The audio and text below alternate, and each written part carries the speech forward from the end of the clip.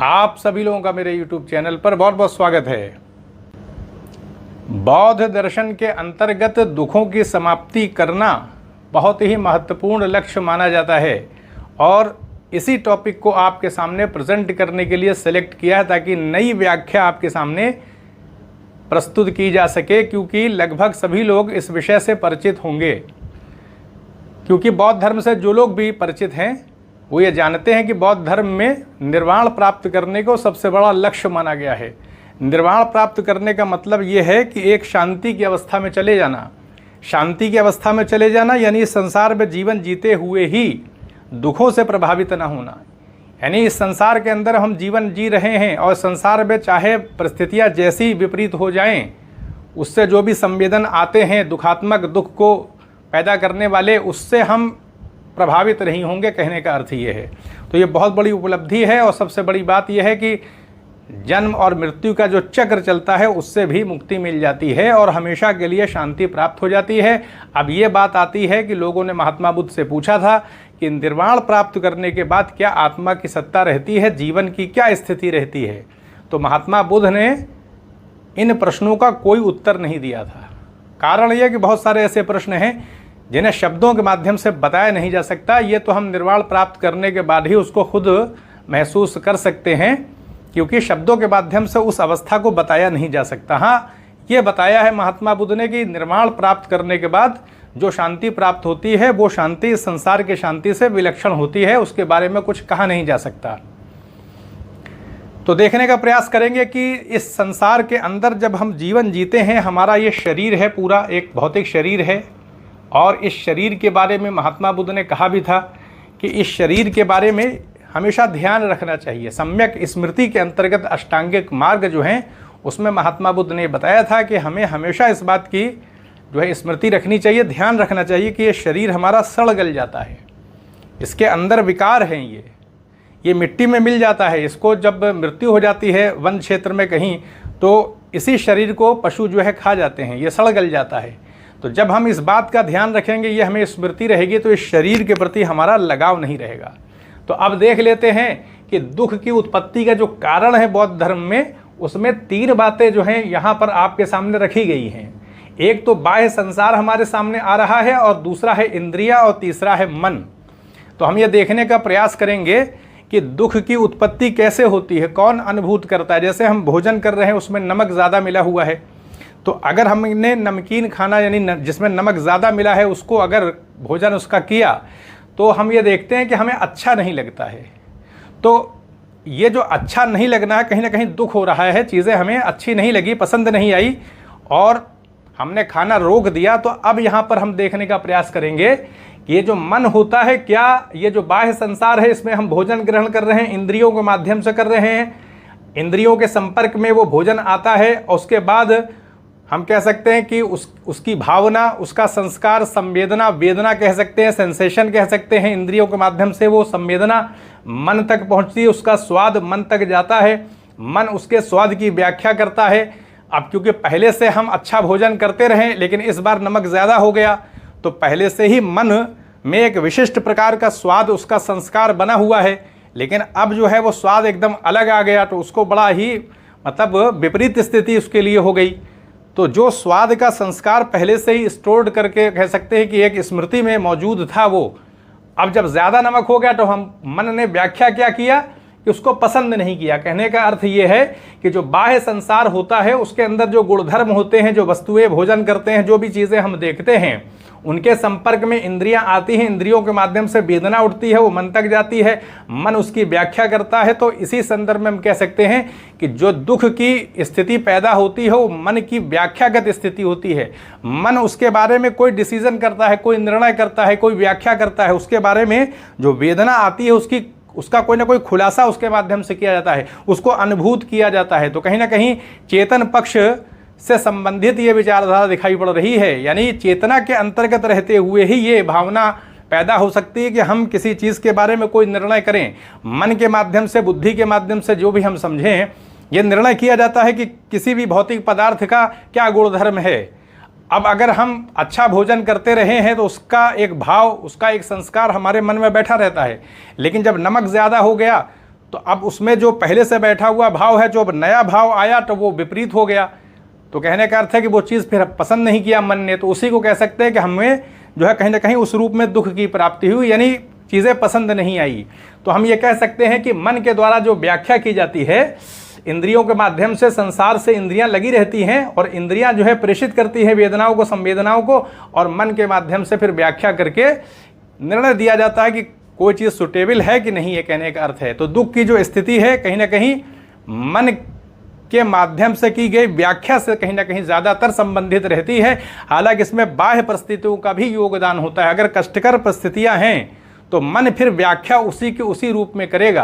कहने का अर्थ ये कि अगर हमारा हाथ जो है वो आग में चला गया और हम जल गए, हमारा हाथ जल गया, तो हमें दुख की स्थिति होगी, पीड़ा पहुंचेगी, क्योंकि बाह्य परिस्थितियों ने कहीं ना कहीं विकार पैदा किया। इसलिए बाह्य परिस्थितियों के गुणधर्मों का प्रभाव भी हमारी चेतना पे पड़ता है और मन के माध्यम से जो व्याख्या की जाती है उससे भी दुख की उत्पत्ति होती है। हम चिंतन करते हैं, सोचते हैं, उसमें जो व्याख्या करते हैं वहाँ से भी दुख पैदा हो जाता है। हालांकि देखा जाए तो बाह्य वस्तुओं से हमारा संपर्क नहीं रहता, लेकिन हम सोचते रहते हैं और अलग अलग प्रकार की व्याख्या करते रहते हैं और फिर भविष्य के बारे में चिंता करते हैं, या अपने व्यापार के बारे में चिंता करते हैं, या किसी भी चीज़ के बारे में जब हम सोचते हैं और व्याख्या करते हैं, तो जैसे ही व्याख्या करते हैं तो अगर विपरीत स्थितियां आ जाती हैं तो दुख की स्थिति दिखाई पड़ती। कहने का अर्थ ये है कि अगर हम बाह्य संसार की बात करें तो इसका भी योगदान होता है दुख को उत्पन्न करने में। इंद्रियों की स्थिति इतनी है कि इंद्रियां वेदना दे देती हैं, संवेदन प्रदान कर देती हैं मन को, और फिर मन के माध्यम व्याख्या की जाती है। तो बाह्य संसार और मन, हम कह सकते हैं कि इंद्रियों की स्थिति तो इसे एक मध्यस्थ की भूमिका की है बस, यानी एक घर के अंदर प्रवेश करने वाले दरवाजे की तरीके से। बाकी जो काम होगा, यानी दुख की जो उत्पत्ति होगी, उसके पीछे हम कह सकते हैं मोटे तौर पर बाह्य संसार है और मन है। इन्हीं दोनों की भूमिका से दुख की उत्पत्ति होती है। तो महात्मा बुद्ध ने दार्शनिक स्तर पर इसका जो है चिंतन किया है। ये तो आपके सामने एक जो भौतिक परिवेश है उसके आधार पर व्याख्या की गई है। अब दार्शनिक स्तर पर जो हम कह सकते हैं दुख की उत्पत्ति होती है, उसका जो खुलासा बौद्ध दर्शन में देखने को मिलता है, अब उसको आपके सामने प्रस्तुत किया जाएगा। तो पहले यहाँ पर देखने का प्रयास करते हैं कि महात्मा बुद्ध जो है वो क्या बताते हैं। वो दार्शनिक स्तर पर व्याख्या करते हैं कि दुख की उत्पत्ति में सबसे मूल कारण जो होगा, तो मानी सी बात है, जन्म ग्रहण करना होगा। क्योंकि चाहे मन हो, चाहे बाह्य संसार हो, चाहे इंद्रियां हों, ये सारी चीज़ें तो तब अस्तित्व में आ रही हैं जब हम जन्म ग्रहण कर रहे हैं। अब जन्म क्यों ग्रहण कर रहे हैं एक प्रश्न उठेगा, तो उसके लिए आएगा कि जो जाति की अवस्था आती है जन्म ग्रहण करने की, तो कहीं ना कहीं भव की स्थिति दिखाई पड़ती है। यानी हम अगर देखें तो जन्म ग्रहण करना या जाति जो है वो दुख का मूल कारण बताया, और जन्म ग्रहण करने की प्रवृत्ति भव से आती है। यानी जन्म ग्रहण करने की जो भावना होती है उसको भव कहा गया है। अब ये भावना कहाँ से आ जाएगी? सारी चीज़ें कारण कार्य के आधार पर बधी हुई है। तो बता दिया गया कि जन्म ग्रहण करने की प्रवृत्ति या भव ही जन्म ग्रहण करने का मूल कारण है। यानी जो जाति है, जो जन्म ग्रहण करना है, ये अवस्था टिकी हुई है भव के ऊपर। भव कारण है इस जाति का, इस भाव के वजह से जाति की स्थिति होती है। यानी हम संसार में जन्म ग्रहण करते हैं, जन्म ले लेते हैं, और जब जन्म लेंगे तो मानी बात है कि फिर इंद्रियां होंगी, शरीर होगा, बाह्य संसार होगा, संपर्क में फिर दुख की अवस्था चलने लगेगी। तो अगर इस जन्म ग्रहण करने को समाप्त कर दिया जाए, यानी एक इसी संसार में रहते हुए ही हम जन्म ग्रहण करने के उस पर ताला लगा दें पूरी तरह से, और ये होगा निर्वाण प्राप्त करने पर, तो मानी सी बात है कि निर्वाण प्राप्त करने का मार्ग जो होगा वो तो महात्मा बुद्ध ने बता दिया है, लेकिन वो हमारे चलने के ऊपर होगा। हम अगर चलेंगे, संकल्प करेंगे, और जो अष्टांगिक मार्ग दिए हुए उसके ऊपर हम अगर चलें और संकल्प ले लें, और सम्यक संकल्प की बात भी आई है, तो फिर हमारा रास्ता आसान होगा। यानी परिश्रम करना पड़ेगा। कहने का अर्थ है कि दुख से अगर हमको मुक्ति प्राप्त करना है और विलक्षण शांति को प्राप्त करना है, तो प्रयास तो हमको करना पड़ेगा। और संसार में हम बहुत सारा प्रयास करते हैं अपने जीवन को बनाने के लिए, तो हमेशा के लिए मुक्ति प्राप्त करने के लिए भी प्रयास करना पड़ेगा। वो प्रयास जो है कहीं ना कहीं हमारे अपने कर्म से संबंधित होगा, आचरण से संबंधित होगा, क्योंकि हमारा आचरण सही होगा तभी हम निर्वाण प्राप्त करेंगे। तो बता दिया कि जो जाति है, यानी जन्म ग्रहण करना या जाति जो है, इसके पीछे कारण क्या है? वो भव है। यानी जन्म ग्रहण करने की जो प्रवृत्ति है, ये स्वभाव जो है, इसी को भव कहा गया है। अब इस भव का भी कारण कोई होगा, तो सांसारिक विषयों के प्रति लिपटे रहने की जो अभिलाषा होती है उसी को कहा जाता है उपादान। ये उपादान जो है वो भव को पैदा कर देता है, यानी जन्म लेने की जो प्रवृत्ति होती है उसको पैदा कर देता है। तो हम कह सकते हैं कि यहाँ देखें आप तो ये जो जन्म ग्रहण करना जिसको जाति कहा गया है, तो इसके पीछे कारण भव है, यानी जन्म ग्रहण करने की प्रवृत्ति। लेकिन ये प्रवृत्ति कहाँ से पैदा होती है? ये प्रवृत्ति पैदा होती है उपादान से, यानी लिपटे रहने की अभिलाषा। अब सवाल है कि ये लिपटे रहने की अभिलाषा कहाँ से पैदा हो जाती है? तो ये पैदा होगी तृष्णा से, लालसा से पैदा होगी। ये सारी चीज़ें संस्कार में चली जाएंगी। कहने का अर्थ है ये सब संस्कार हमारे मन में बैठा हुआ है और इसी को तोड़ना पड़ेगा, तभी निर्वाण मिलेगा। इसका एक चक्र हमारे मन में, संस्कार में बैठा हुआ है। ये सारे चक्र चलते, कोई हम इसको देख नहीं सकते, लेकिन चिंतन के स्तर पर इस चीज़ें उसी प्रक्रियागत चलती हैं और जन्म ग्रहण होता रहता है, मृत्यु होती रहती है। कहने का अर्थ है इसको समाप्त करना पड़ेगा निर्वाण के माध्यम से। तो ये उपादान जो है ये क्या है?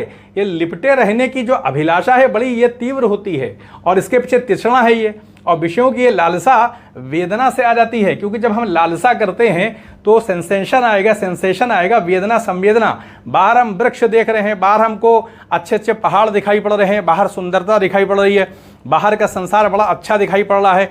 हम पूरे संसार को देखते हो तो उसमें आकर्षण है, तो कहीं ना कहीं एक लालसा, एक तृष्णा पैदा हो जाती है। संसार को फिर हम प्राप्त करने के लिए, कुछ बनने के लिए, धन संपदा अर्जित करने के लिए हम प्रयास करने लगते हैं, क्योंकि बाहर इतनी सुंदरता है।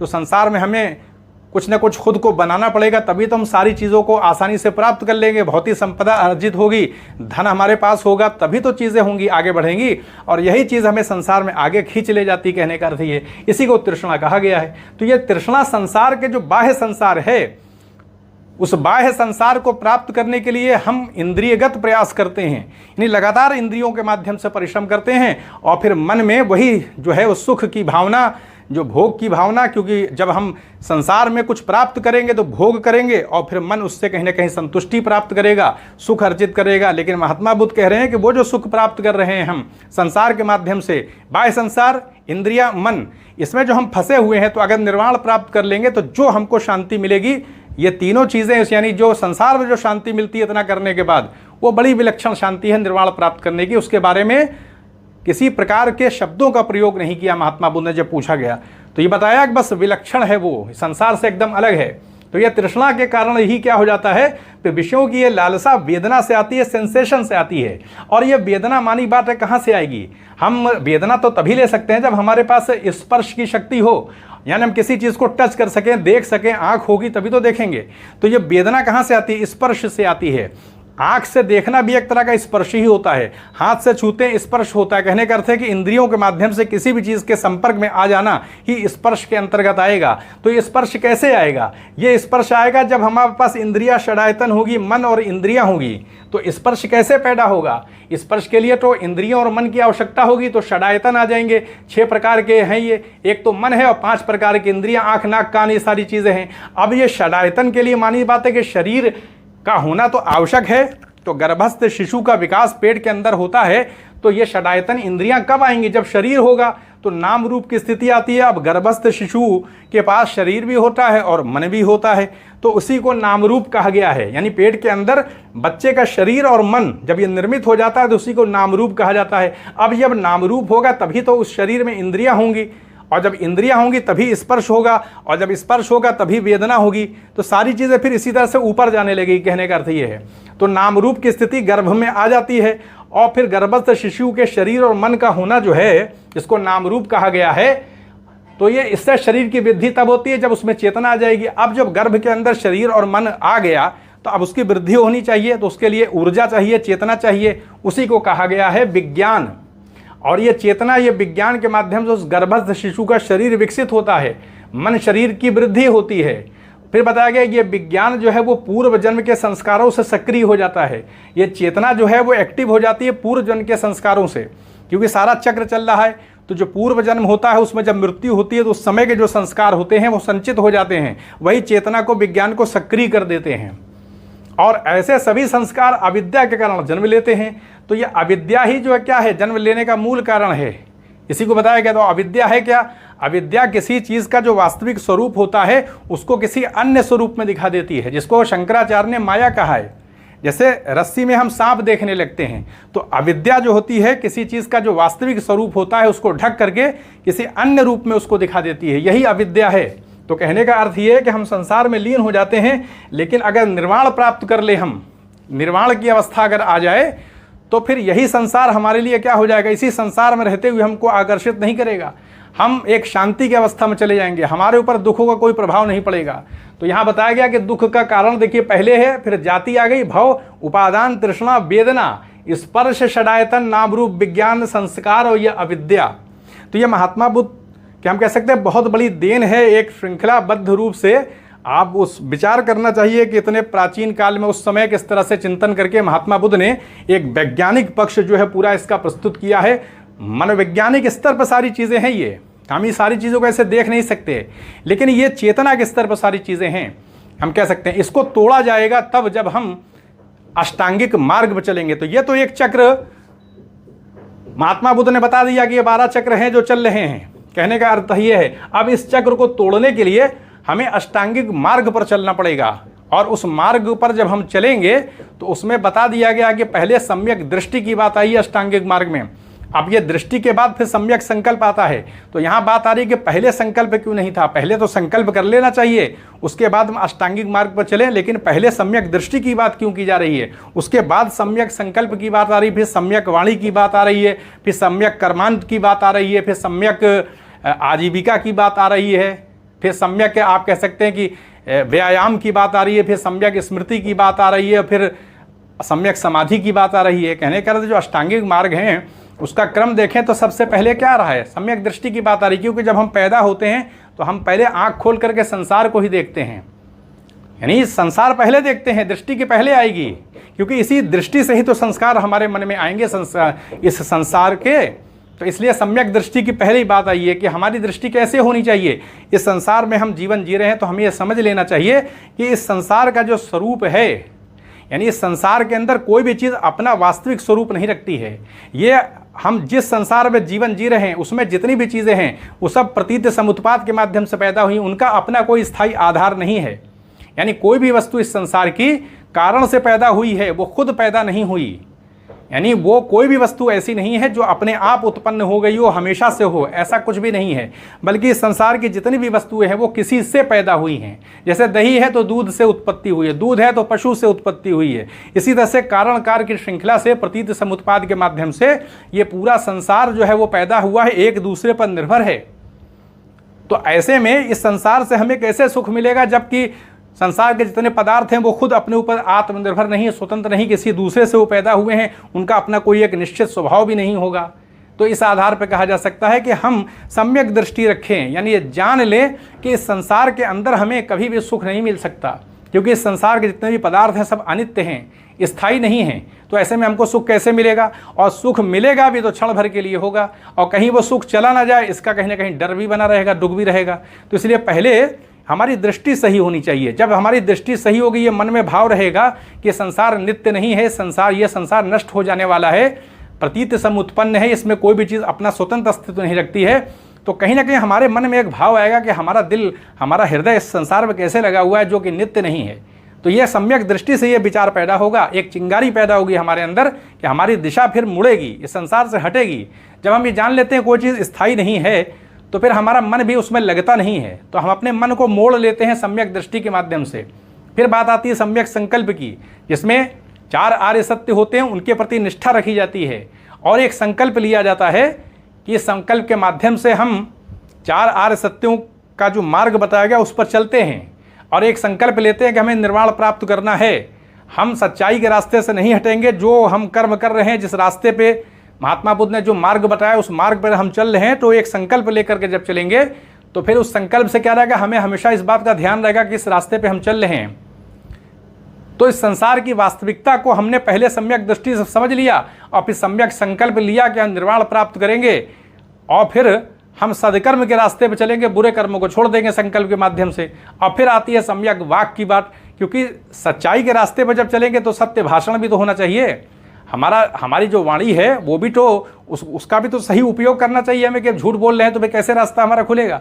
तो सच्चाई का रास्ता होना चाहिए। कहने का मतलब है कि जो वाणी है हमारी, यानी लोगों से जो व्यवहार हमारा वाणी के माध्यम से संपन्न होता है, उसके माध्यम से हम किसी के दुख का कारण बने, और सही वाणी का प्रयोग करें, उतनी ही वाणी का प्रयोग करें, उतना ही भाषण करना चाहिए जितने में कि हमारा काम चल जाए। कहने का अर्थ ये कि हम निर्वाण की तरफ बढ़ रहे हैं तो वाणी अनियंत्रित नहीं होगी। तो ये बात आ गई। अब आती है कर्म की बात। तो हमारा कर्म सही होना चाहिए, व्यवहार हमारा सही होना चाहिए, हम हिंसा ना करें, क्रोध ना करें, ये सारी चीज़ों से दूर रहना पड़ेगा।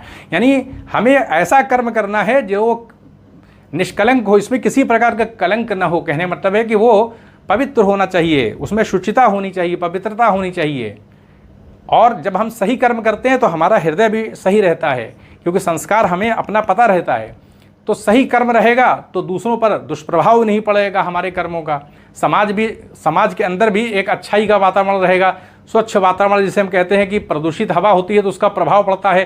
तो जब आचरण लोगों का सही होगा तो समाज में विश्वास की भावना भी रहेगी, लोग एक दूसरे भरोसा कर सकते हैं। तो ये तो तभी होगा जब हमारा व्यवहार बिहेवियर सही होगा। अब उसके बाद आजीविका की बात आती है, तो ये भी एक समाज के अंदर संदर्भ में देखें और व्यक्तिगत उत्थान के दृष्टि से तो आजीविका का बड़ा महत्व है। हम तरह तरह के जो लोग भ्रष्टाचार में लीन रहते हैं, असंगत कर्म करते हैं, धन को अर्जित करने के लिए गलत गलत ढंग से प्रयास करते हैं, तो ये सारी चीज़ें रुक जाएंगी। जब हम निर्माण की तरफ चल रहे हैं तो हमारी आजीविका सही होनी चाहिए। हम अपने कर्म के आधार पर ही अपनी आजीविका चलाएं, अपना परिवार चलाएं, भरण पोषण करें। तो ये जब चीज़ें हो जाएंगी तो उसके बाद क्या होगा, उसके बाद हमें व्यायाम करना पड़ेगा। व्यायाम का मतलब ये है कि सच्चाई जो है, जो बुरे कर्म हैं वो हमारे चरित्र में ना जाएं, यानी जो बुरे संस्कार दिमाग में हैं वो एक्टिव ना होने पाएँ, क्योंकि वो एक्टिव हो जाते हैं और फिर बुराई की तरफ खींच ले जाते हैं और नए बुरे विचार हमारे मन के अंदर आए ना। इसके लगातार प्रयास करना पड़ेगा, इसी को व्यायाम कहा गया है। यानी बुराई से खुद को बचाए रखना। पूरे जो बुराई के संस्कार हमारे मन में, जो हमने बुराई कर रखी है पहले अतीत में, उसके बीज रहते हैं मन में, तो एक्टिवेट हो जाते हैं, उसको रोकना होगा और नए जो बुरे कर्म है उसका प्रवेश ना हो। यह है व्यायाम की प्रक्रिया, लगातार लगे रहना पड़ेगा। स्मृति की बात आती है तो शरीर के बारे में कहा गया महात्मा बुद्ध ने कि शरीर पर ध्यान रखना चाहिए कि शरीर सड़गल जाता है, इसको हम विशिष्ट न माने, ये हमारा साथ छोड़ देगा। तो जब शरीर के प्रति लगाव हट जाएगा तो संसार में उतना लीन नहीं होंगे, कहीं ना कहीं अपने व्यक्तित्व को श्रेष्ठ मान करके चलते हैं और इसकी तृप्ति के लिए ये जो जिस चीज़ की इच्छा करता है, मन में सारी चीज़ें आती है, उसको तो पूरा करने के लिए संसार में लीन है हम। तो जब हम शरीर को ही गौण बना देंगे, उसी को इतना हम गिनती में नहीं रख रहे हैं, मान के चलेंगे सड़गल जाता है ये, तो कहीं ना कहीं सम्यक स्मृति के माध्यम से हमारा अपने शरीर की तरफ से ध्यान हट जाता है। और फिर समाधि की अवस्था जब चली जाती है तो चौथी अवस्था जो समाधि की आती है उसमें पूर्ण शांति हो जाती है। एक ऐसी अवस्था होती है न तो वहाँ दुख की स्थिति आती है न सुख की। कहने का अर्थ है कि वो ऐसी अवस्था है जहाँ न तो सुख आ पाता है न दुख, एक पूर्ण शांति की अवस्था, उसी को निर्वाण कहा गया है। तो कहने का अर्थ है ये है कि महात्मा बुद्ध ने न सिर्फ ये बताया कि दुख की क्या स्थिति है, दुख संसार में व्याप्त है बता दिया और इससे मुक्त हुआ जा सकता है, अष्टांगिक मार्ग भी दे दिया।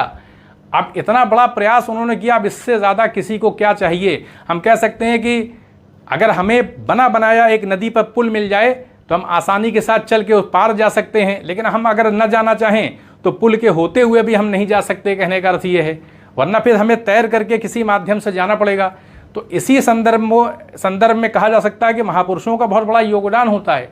तो महात्मा बुद्ध का ये कितना बड़ा योगदान है। अब इसमें सारी बातें जो हैं हम देख सकते हैं कि इसमें बता दिया गया है, कारण कार्य की श्रृंखला बता दी गई और फिर उपाय भी बता दिया कि कैसे निर्वाण मिलेगा। अब बस जब चलने की बात है और ये हमारे अपने चरित्रगत मामला है कि हम संकल्प कर लेंगे, उस रास्ते पर चलेंगे तो हमें हमेशा के लिए शांति मिल जाएगी और ये जो जन्म मरण का चक्र चल रहा है इससे मुक्ति भी हो जाएगी। तो यहीं पर अनुमति दे, चैनल को सब्सक्राइब भी करें, शेयर भी करें। आप सभी लोगों का बहुत बहुत धन्यवाद।